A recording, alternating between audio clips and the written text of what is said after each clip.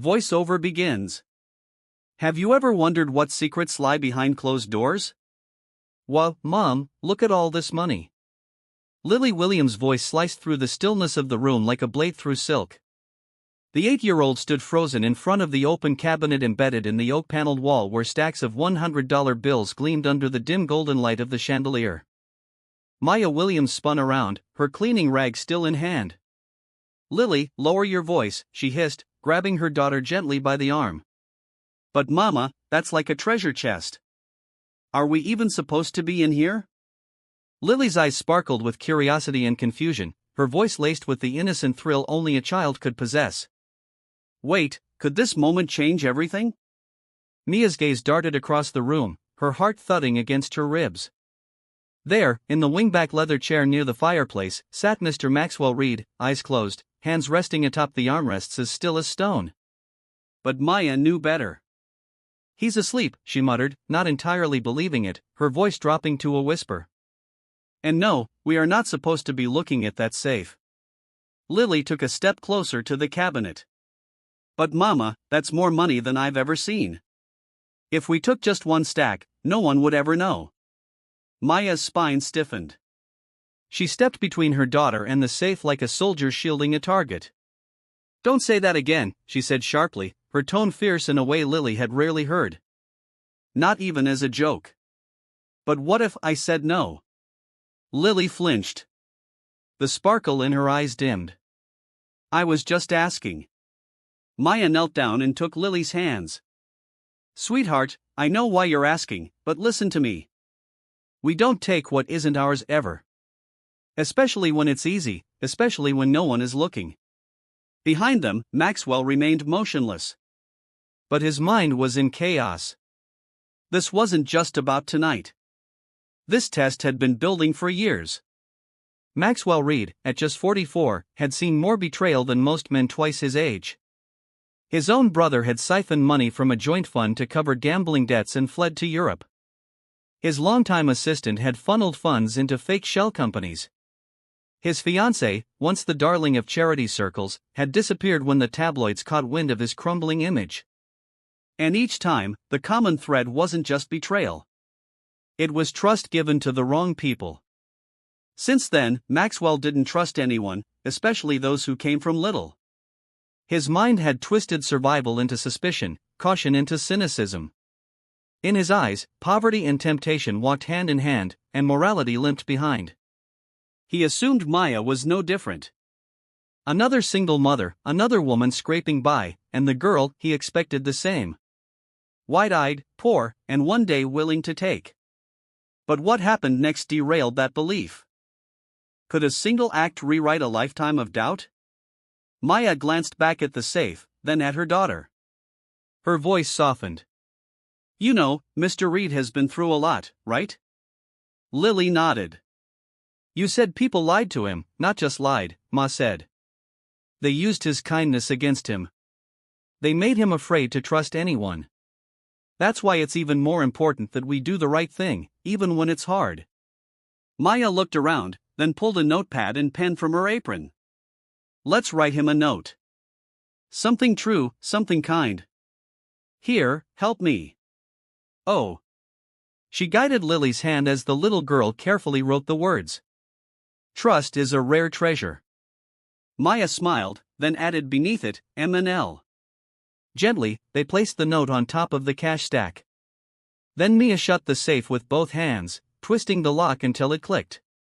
As they tidied up the rest of the room, the tension melted from Mia's shoulders. Lily skipped ahead to the doorway, humming a tune. Do you think he'll read it, Mama?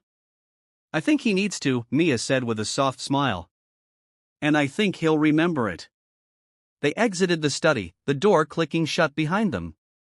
Inside, Maxwell opened his eyes. He didn't move right away. For several minutes, he sat in silence, staring at the flames dancing low on the hearth. Then rising slowly, he approached the safe.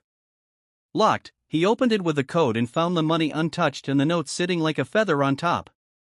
He read the handwriting, the slant of the child's uneven letters next to the steady curve of the mother's. Trust is a rare treasure. A breath escaped him, not a sigh, something more fragile, a release. He stood there, holding the note, and remembered their words, remembered the conviction in Mia's voice. The way Lily had asked, the way Mia had taught. This wasn't just an act of restraint. It was a lesson, a belief passed from mother to child, something he hadn't seen in years, and it wasn't for show. Maya hadn't known he was watching, that made it real. The next morning, Maxwell asked his private investigator to quietly run a background check, not to dig up dirt, but to understand. What he found surprised him. Maya worked 2 jobs, volunteered at her church on weekends, and refused every offer of financial assistance from her estranged family. Lily was a top student, curious and kind. They lived modestly but respectfully. That evening, Maxwell knocked on the door of the staff quarters, a gesture so rare that Maya flinched when she saw him. "I hope I'm not interrupting," he said. "No, sir," she replied, confused, drying her hands on a dish towel. "Is something wrong?" Maxwell looked down at Lily, who was curled on the couch with a book. "I read your note," he said softly. "Both of yours?" Maya froze.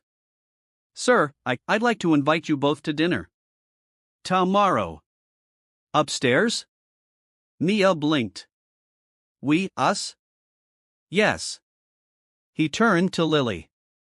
"And I'd like to cover your school tuition this year if your mother agrees. If you feel for this character, give this video a like and drop a comment with where you're watching from, BUP Stories.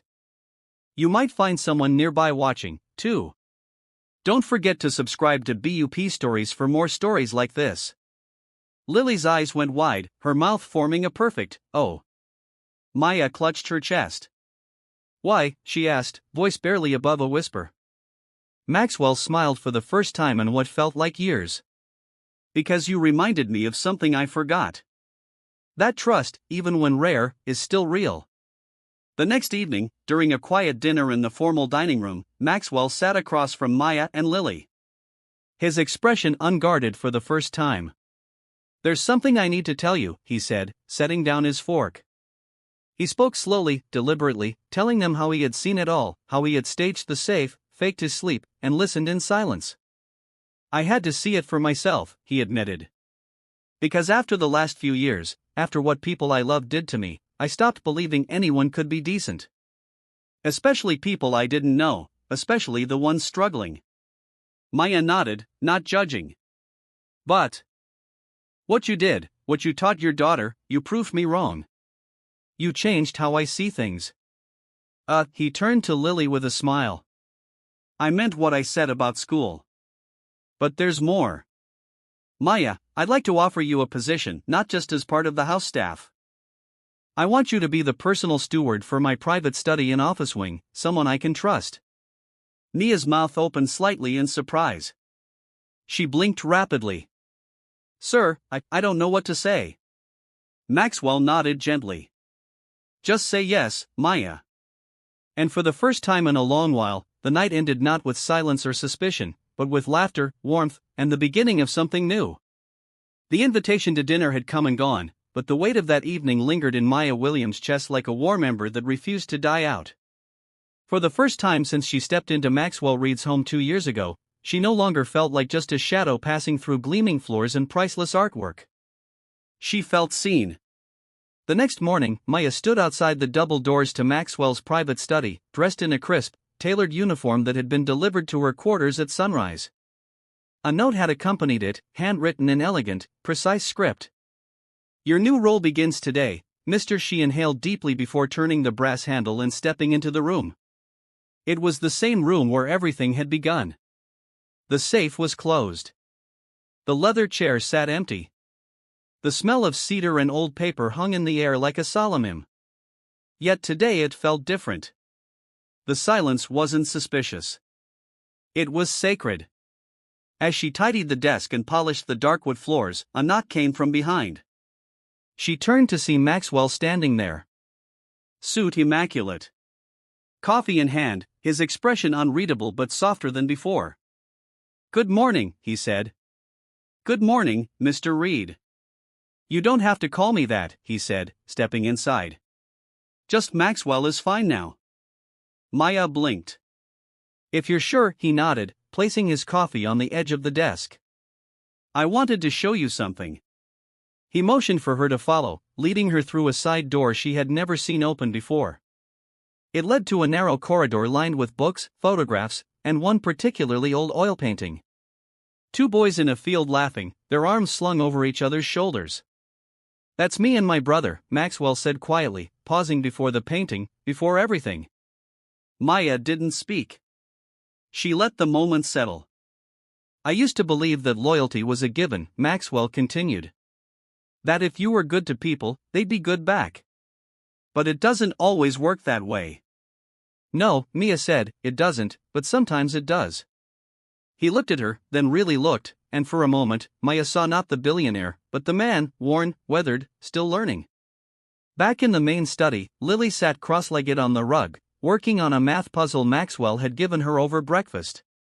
He had smiled when she solved it in less than 5 minutes, and promptly gave her another one twice as hard. Maxwell returned to his desk and handed Maya a file. This is everything you'll need to manage this wing. Schedules, vendors, inventory reports. I want you to take full control. You'll answer only to me. Maya opened the file, scanning the tabs. It was thorough, efficient, respectful. I'll do my best, she said. I expect nothing less. For the next few hours, Ma settled into the role with quiet focus. She coordinated the cleaning crew for the offices, adjusted the lighting schedule in the library, and responded to 2 emails from vendors under Maxwell's directive.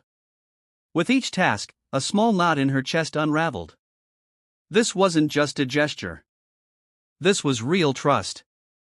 At lunchtime, Maxwell surprised them again. He joined Maya and Lily on the patio behind the east wing where a small table had been set with sandwiches, fruit, and "This is my daughter's favorite," he said, pouring drinks. She used to love these backyard lunches when she was Lily's age. Mia's eyebrows lifted. You have a daughter? Maxwell's expression clouded for a second, then softened. Had. She passed away when she was 6.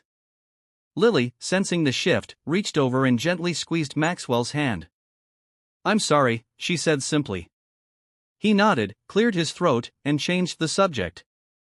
But Maya caught the pain, the reason he had kept everyone at arm's length. It wasn't just betrayal, it was grief. After lunch, as Maxwell walked them back through the corridor, he paused near the grand staircase. I used to believe people could never surprise me again. You two changed that. He reached into his pocket and handed Maya a folded check. She opened it, eyes widening. This is too much, she whispered. It's not charity, he said. It's a vote of confidence. Use it for Lily's school or for yourself. But most importantly, believe that someone still believes in you. For a second, Maya couldn't speak. Her throat burned and tears threatened to fall, but she swallowed them. Thank you, she finally said, for everything.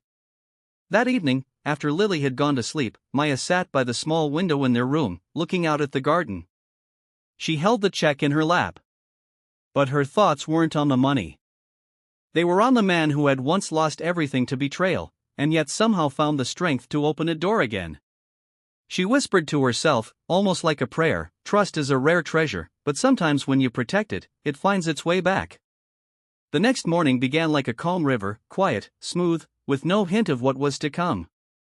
Maya William arrived early at Maxwell Reed's study, her uniform neatly pressed, her eyes bright with a sense of purpose. Lily had left for school with her backpack and a note from Maxwell tucked into her lunchbox, encouraging her to solve something harder than yesterday. Maya had chuckled when she read it.